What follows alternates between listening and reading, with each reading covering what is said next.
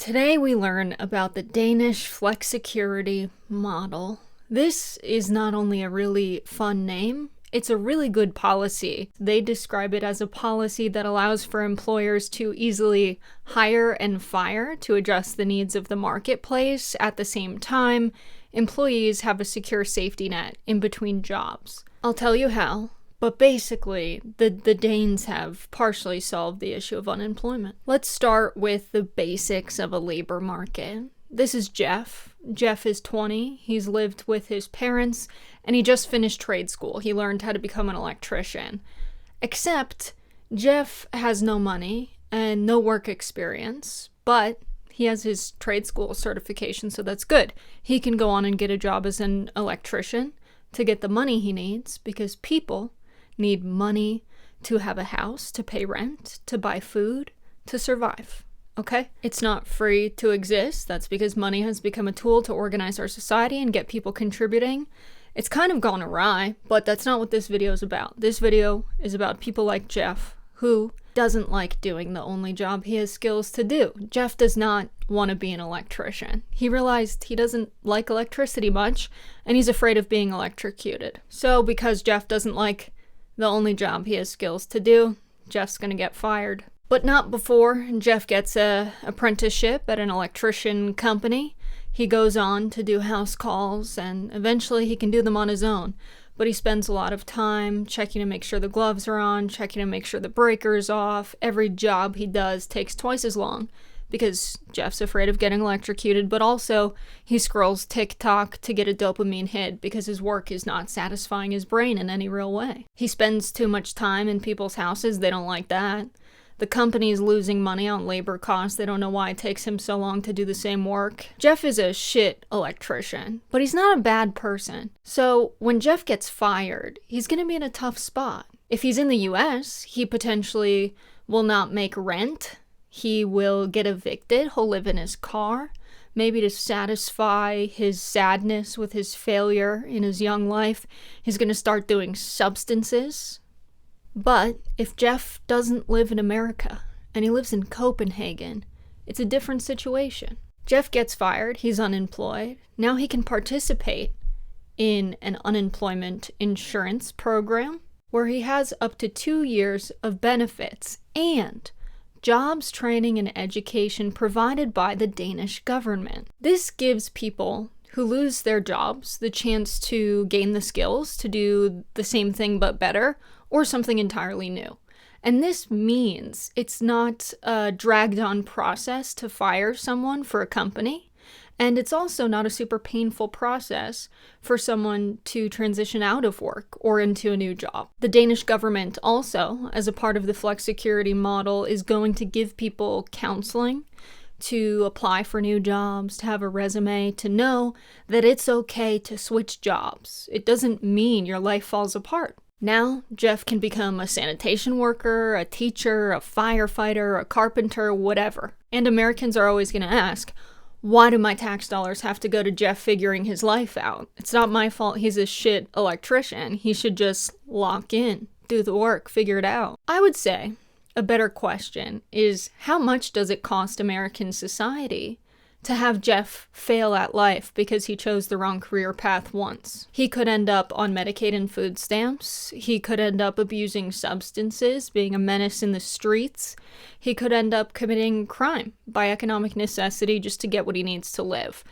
But also, not just could Jeff be a drain on society, but what is the opportunity cost? The cost of not having Jeff become the best version of himself. Period, Jeff. What is the opportunity cost of not having this person be a productive worker in the economy?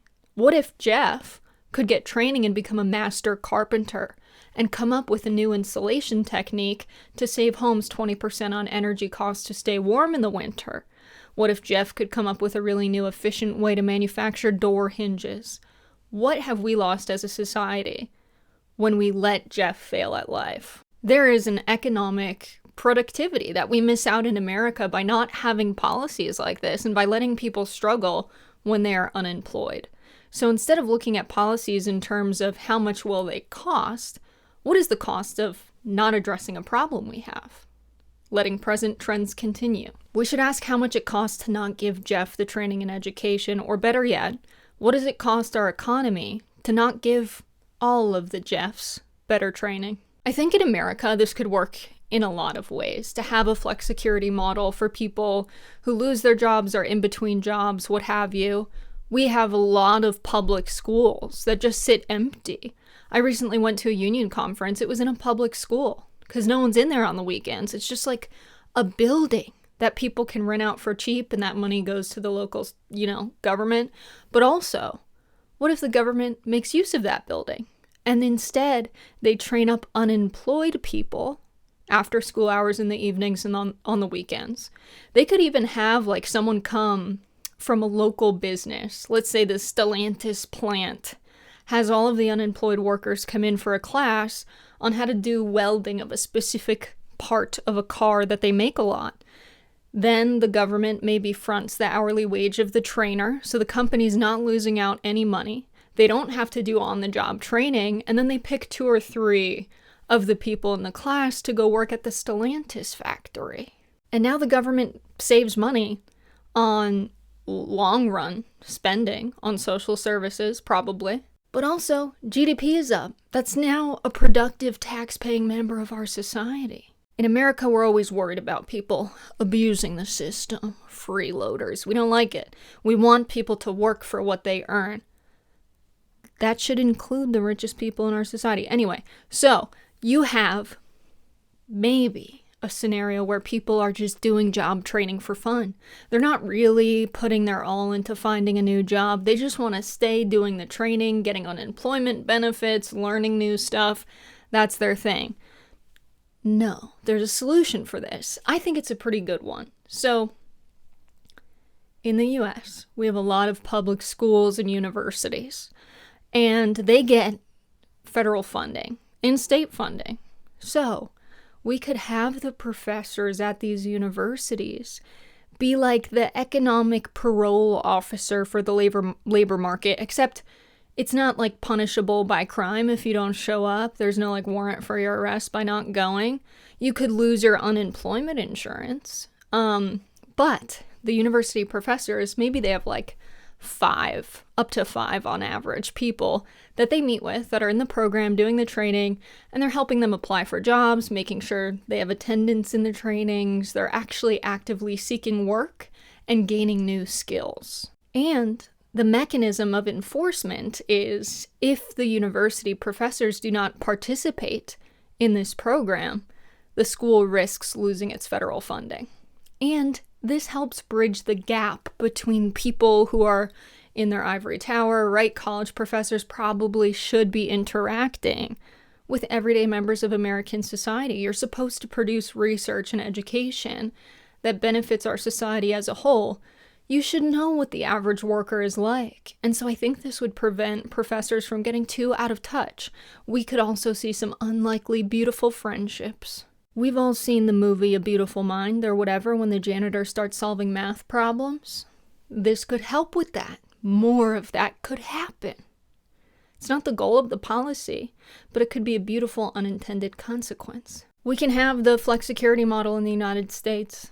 Big new policies that greatly improve society and our economy as a whole don't have to be extremely expensive or a heavy lift. It can just be using the resources and infrastructure we have creatively. In the same way I can go to the thrift store and buy an old suit that looks really cute but is not my size or a fashionable fit, and I can just cut it and sew it and tailor it so that it fits me and looks good. We can do that with policy. Policy doesn't always have to be, oh my god, how much are we going to spend on this entirely new thing? We can work with what we've got. A big problem is the people responsible for coming up with these new policies are not creative people. They also don't understand what life is like in America. I was at Brown, that's where I studied data-driven policy, and I was working in this policy lab. And it was a program where they were trying to help low-income, high-performing students go to college. They were saying, why do we have all of these, low-income kids not going to college if they're really smart? They determine this by who scored at the top percentiles of the PSAT 10. And The state paid for everyone to take a practice SAT, so they gave everyone a chance to potentially enroll. And then of the top performers that qualified for free and reduced lunch programs, they put them in this program to help them get into college. And the help was having them do college readiness prep, picking their favorite schools, studying for the SAT, looking up online what prices were for room and board. And every task they completed, they could get a gift card to like Dunkin' Donuts or Walmart. Because everyone knows the problem of kids getting into college is just being motivated to find one to apply to. As if tuition is not the biggest barrier to most people going to college. The money for books, the travel, the commitment to spend years not actively working full-time and somehow still getting by in America.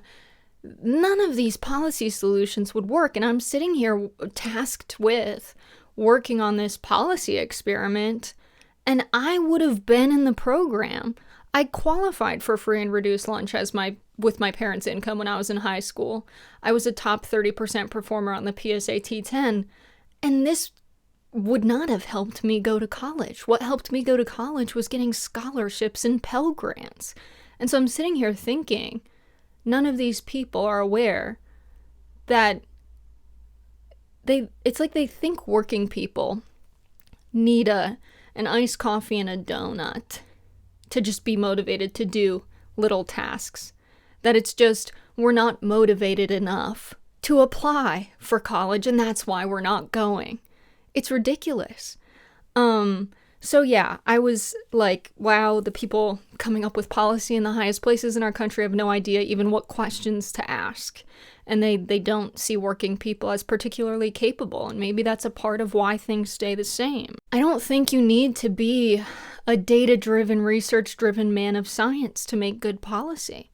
I think you've got to be in touch with the people the policy targets and the problems in our society, and you've got to get creative. And while research might not give us the answers to all of our problems, it can help us answer some of the questions. There was a study done at MIT to assess, in America, where we have declining social mobility and growing wealth inequality, are we suffering from people in the lower classes not being able to become innovators and inventors? Are we, as the researcher said, having lost Einsteins? People who would have really impacted the world but just never got the chance. And they wanted to see how big of a problem this was.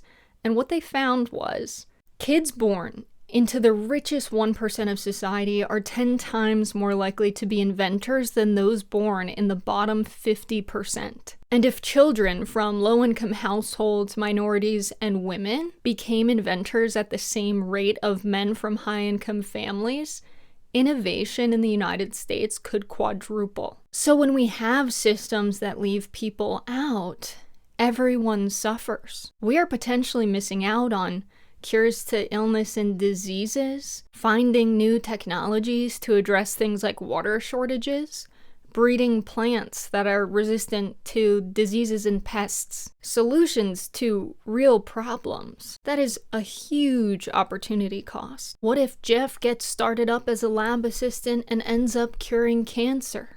These policies that are economic policies cannot just be measured in terms of money generated and saved. There's a real human impact to what we decide to do, policy-wise, when it comes to the labor market and the economy as a whole. Jeff could become a carpenter, and that's fine.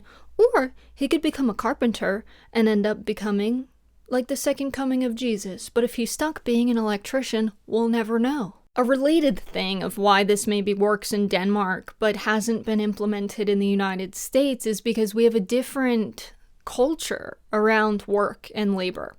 Now, the Danish government website talks about flexicurity as a policy that's based on a long tradition of dialogue between employer associations and labor unions.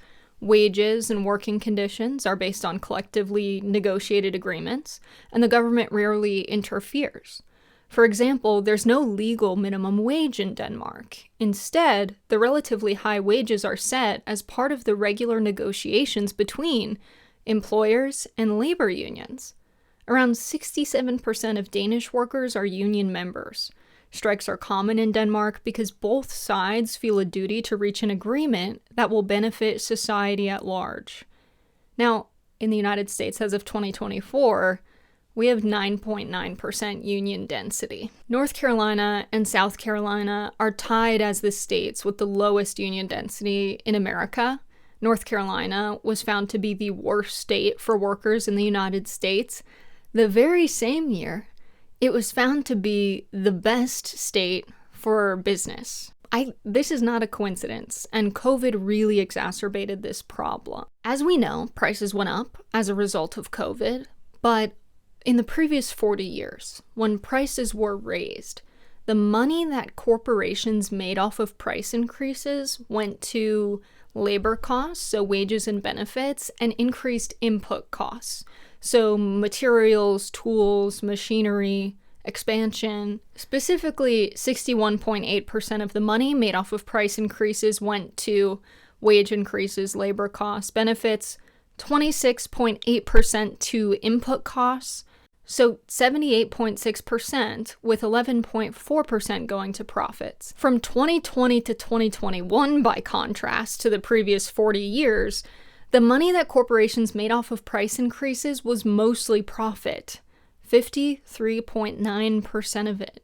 Only 7.9% went to workers. That is where a lot of the COVID inflation money went, just straight to corporate profits. I remember when Amazon won their union, there was a real hope that things could be different in our country because of how important Amazon was as a corporation in America during the early days of the pandemic, when everyone was on lockdown, and even years into the pandemic. Not only were people from the upper classes staying home, they were actually buying stuff from Amazon instead of going to stores to avoid getting this mysterious deadly virus.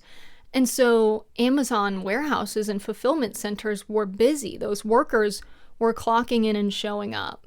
And I remember speaking to Christina Brown, who worked at a fulfillment center in Springfield, Virginia, with her sister, who was tasked with being a COVID tester. So in 2020, she would be at the entrance of the warehouse with no PPE, no medical training, no nursing degree, she's not a doctor, and she would test the Amazon warehouse workers for COVID as they arrived for their shift. That's good for everyone buying stuff from Amazon. Now, their box isn't being contaminated with the virus. But what does that mean for someone like Pushan Brown, who's getting exposed to potentially anyone who would have the virus in her warehouse? That's really scary. And Christina said she was scared to show up to work, but we were saying essential workers are heroes. We're so grateful people are doing this. But I don't think the rest of the country was aware of what the day-to-day was like for people who had to show up and risk getting this virus. And Pushan Brown ended up getting really sick with a respiratory illness, and she ended up dying in January of 2021. And now her daughter is under the custody of her sister, Christina, who was also at the Springfield Amazon warehouse. And so I think people knew frontline workers lost their lives to COVID. I think people also were thankful that there were others willing to risk their lives so they could avoid getting the virus, but not fully appreciating that it was a life or death situation. And I think anyone ordering a package would be thankful, but maybe wouldn't want Amazon to be risking their workers' lives, especially when Amazon's net profits in 2020 were over $21 billion. Their gross profits were astronomically high. They were $156 billion. It's a margin of 39%. And so I think anyone ordering from Amazon would want them to reduce their profit margins just to treat workers with basic dignity and respect. So Amazon winning a union at JFK 8 was really a moment where the country reckoned with the idea that, these workers should stand up to companies that treat employees like this. And this kind of shift is well represented in data. Now, union approval, as of 2022, is up to 71%. This is the highest level since 1965. And for reference, in 2009, this was all the way down to 48%. Only 48% of America approved of labor unions. Now it's the big majority of the country at 71%. And so when we talk about people that struggle to find work, are in between jobs, it's a lot of people that are faced with limited opportunities. They didn't go to great schools. They didn't have a lot of chances to get out of a low-income lifestyle, especially because wages are so low that even when you get a job, a lot of people who worked at Amazon couldn't even afford an Uber or a bus to get to the warehouse for their shift. That's how little disposable income they have. So getting ahead in America has been made impossible. So when we think about the people that are experiencing unemployment in this country, it is an entirely unfair, as I've learned this from Warren Mosler. If we just think about it from a game theory perspective, someone seeking employment to provide for their kids and pay their bills is in a much different position than a company who's making a decision of, do I take on an additional worker and pay them an hourly wage? Will that bring me more productivity and sales than if I didn't hire that worker? It's just, will I make a little bit more profit? That's an entirely different moral calculation.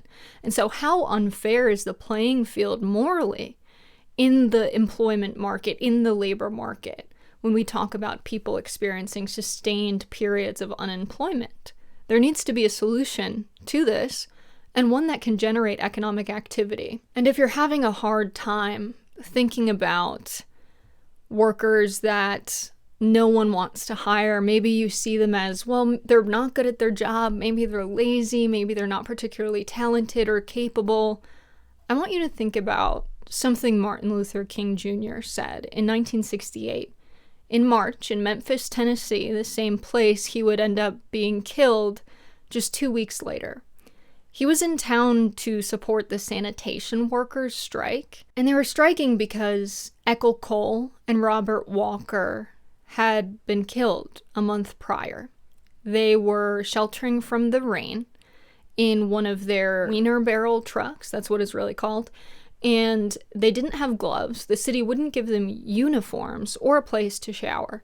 They're in there with chicken carcasses, rotting food, yard waste. According to the AFL-CIO historian, this was a malfunction electronically that led to these guys sheltering from the rain and all of this reeking garbage to get squashed by the garbage compactor.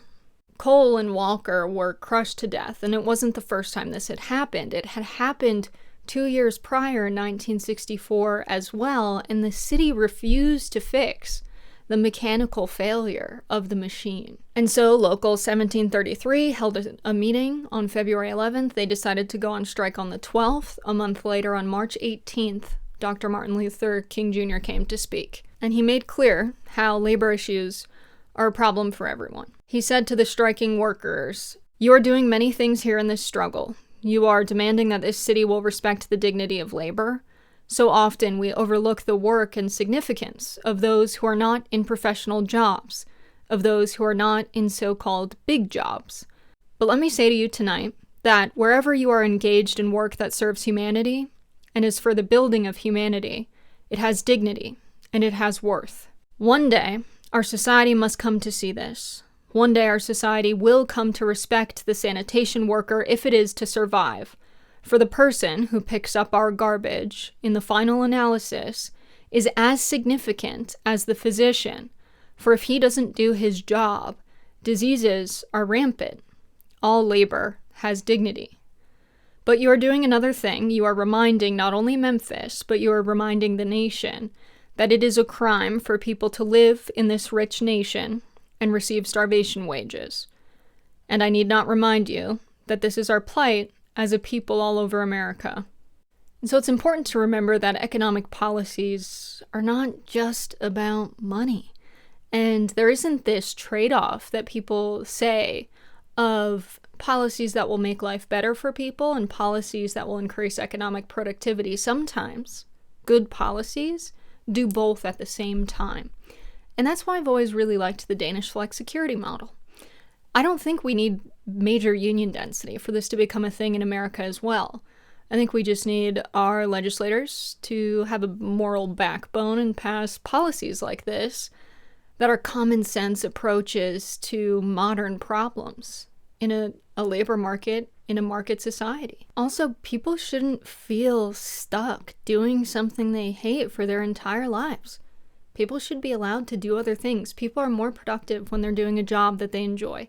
So I think we can get creative about how we deal with unemployment in America. I'm really curious what you guys think of the Danish Flexicurity model. At a time when a lot of people are hoping for content that tells them how things can be better and what we can actually do about the problems, I hope to make more videos like this, but I think this is a really good one to point people to who are feeling hopeless. Like there's no ideas, there's no positive energy towards things that could really improve our society. So talk to your friends about the Danish Flexicurity model, obviously. Thanks for watching. Love you, bye.